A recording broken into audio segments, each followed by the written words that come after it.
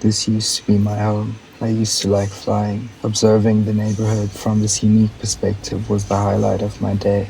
I really miss hearing the chipper of my friends and family. We don't have time for songs anymore, only work. Everything changed when the hybrids came to town. They destroyed our homes and wanted to destroy us too. We begged for our lives, and they eventually agreed to spare it. In exchange, we had to become their spies. They installed a tiny camera in our left eye. They make us fly around at all hours of the day and night to gather information about the public. I'm not sure why they need the information, but I'm not risking my life again by asking questions.